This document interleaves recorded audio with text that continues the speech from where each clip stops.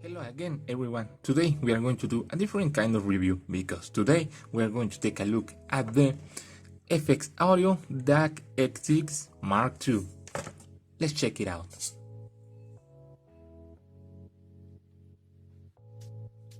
And well, before we get started with the review, two things. First, this was sent by FX Audio themselves, but they aren't paying me or trying to influence what I'm saying in any way, shape or form. So all opinions and thoughts in this video are my own.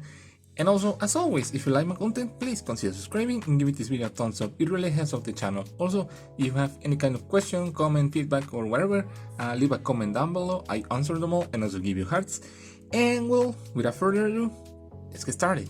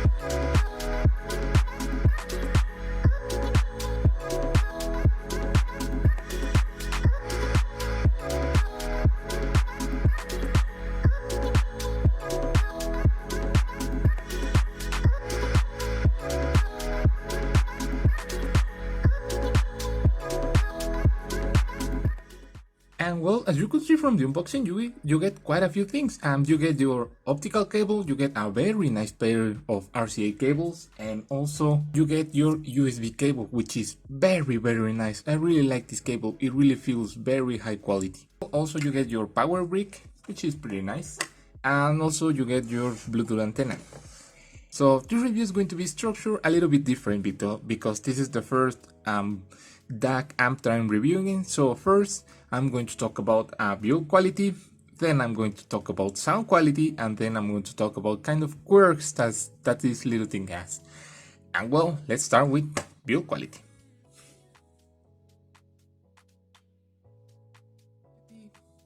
So build quality is actually really nice. I think this is brushed aluminum, which is really nice.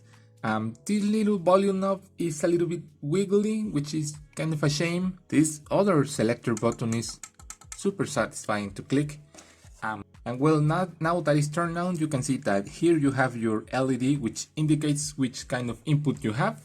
And it is a little bit hard to see, but that is something that I'm going to talk about later. And you can see you have your mute button, which for some reason you can mute this thing. I don't know why, but anyways, you have here your Bluetooth, which is Bluetooth 5.0. USB input, optical, coaxial, and you circle back to Bluetooth. Here you have your 6.3mm adapter, or quarter inch, I think that is called.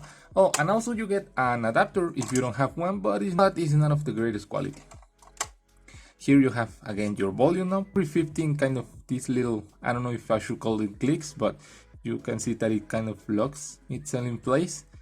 But yeah, every 15 of these, a new LED will turn on, and you can turn it and turn it and turn it forever, because this thing doesn't have end. You can still turn it and turn it and turn it, and that is something that I really hate. And also over here, and this functions as a volume indicator and as a bitrate sample indicator.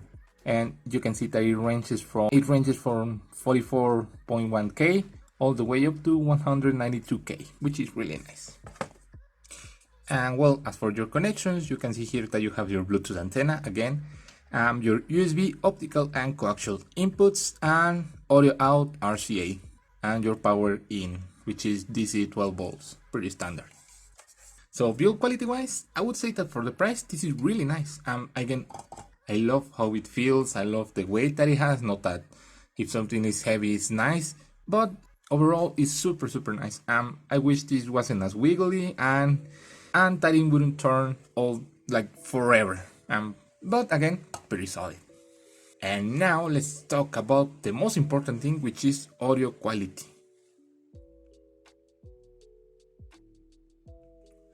And I'm not going to go in the normal order that I go for audio quality, you know, that I go highs, mids, and bass.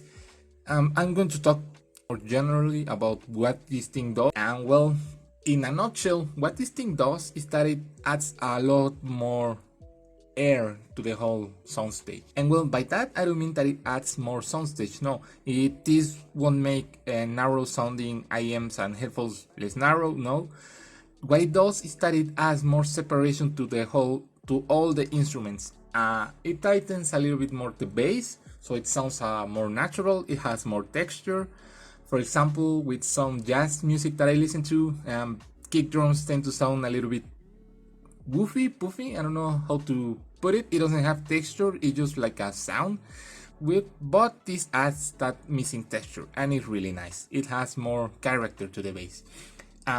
For the mids and treble, it has much separation. It's super nice.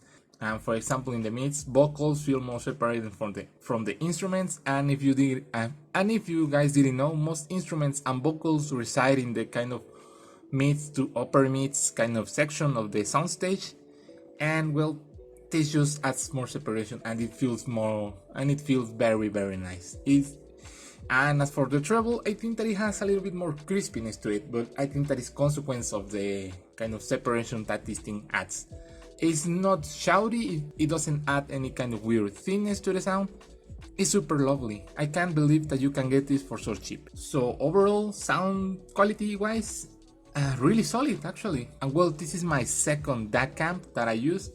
I first had the original DAC-X6, and that thing had a little bit of coloration in the lower mids, you know, so it was a darker sounding DAC.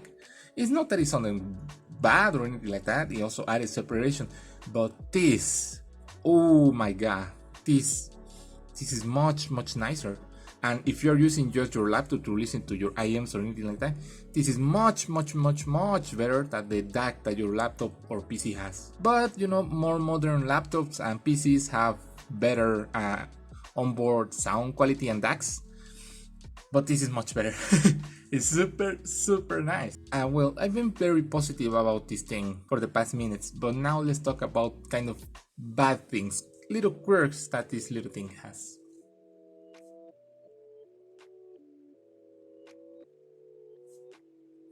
And like I said, this volume off is not the greatest, and I don't like that you can kind of turn it without end. This is going to be the first thing that is going to fail in this whole DAC amp, because come on, that is just not right. And also, you can mute it, as you can see here. A little LED that it turns, it indicates that it's muted. Why? I don't know, but it's something that you can do. So for the volume off, I would like to see something like this. This is the little amp that I was using to power my mono prices. I didn't do a review on this because it's pretty basic. You don't have any kind of balanced output. It just has more power, and it is fairly powerful for I think $20. But come on, it just adds more noise. So I would like to see something like this, you know, that it turns and it has an end, like that. And well, the most important thing that you should know before you buy this is that it has a lot of noise. And what I mean by that is that if you, for example, have IMs which normally are very sensitive, you are going to hear a hiss or static, and that is very annoying. And even with more sensitive headphones like my Sennheiser, you are going to be able to hear noise, and that is a shame. It's not a big problem if you listen to very kind of aggressive songs, you know, songs that don't have kind of quiet parts. I was able to hear that noise, that static in my songs, and I don't like that. So what I did is that I added my little amp that I showed you before. I connected here and my IM here so that it adds a little bit more resistance to the circuit, and the noise goes away a little bit. You can still hear it, but not as much. This is a very nice DAC amp if you are getting started in this kind of part of the hobby. It's very straightforward. You don't get kind of a weird audio output plug. You just need this adapter and you get one. The Bluetooth receiver is actually pretty solid. I really like it. The volume knob is not my favorite, but for $70-$80, depending on which shop you get it, it is acceptable. I wish this had a stop, but whatever. If you are interested in buying the DAC-X6 MkII, I will have links to FX Audio Shop in AliExpress and also on Amazon. Those aren't affiliate links, so don't worry, you can click them and you won't give me money. And well, with that being said, as always, if you like this video, please consider subscribing, give me this video a thumbs up, and I will see you in my next review. Goodbye.